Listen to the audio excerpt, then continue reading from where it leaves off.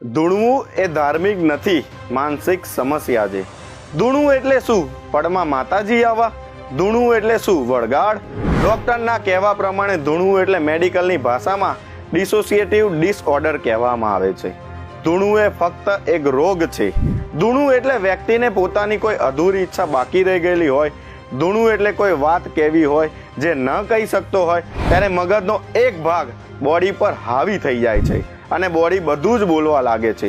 ધૂણવાનું કારણ શું તમને ખબર છે? લાઈફના પ્રશ્નો અને ટેન્શન જવાબદાર છે. ધૂણતી વખતે આખું શરીર ધ્રુજવા લાગે છે, ત્યારે એ વ્યક્તિ મેન્ટલી ઇનએક્ટિવ હોય છે. જ્યારે ધૂણતા હોય ત્યારે વ્યક્તિ પોતાના શરીર પર કશું મારે તો તેને દુખાવો થતો નથી. જ્યારે વ્યક્તિ નોર્મલ થાય ત્યારે શરીર પર ચોક્કસ દુખાવો થાય છે. આ હકીકત છે. ધૂણતા લોકો દોરા ધાગા બાંધીને ઈલાજ કરે છે, મોટી મોટી પાયા વિહોણી વાતો કરે છે. આવા લોકો ફક્ત તમારી આસ્થા સાથે રમે છે. ટૂંકમાં ભુવાઓ, તાંત્રિકો, આ બાબાઓ કોઈ શક્તિ નથી હોતી. ગુજરાતના દીકરા તરીકે બસ એટલું જ કહેવા માંગુ છું, તમારી આજુબાજુ કોઈ આવા ધર્મના નામે ધતિંગ કરતા હોય તો ચેતજો. અમારો હેતુ ધર્મની આસ્થાને ઠેસ પહોંચાડવાનો નથી.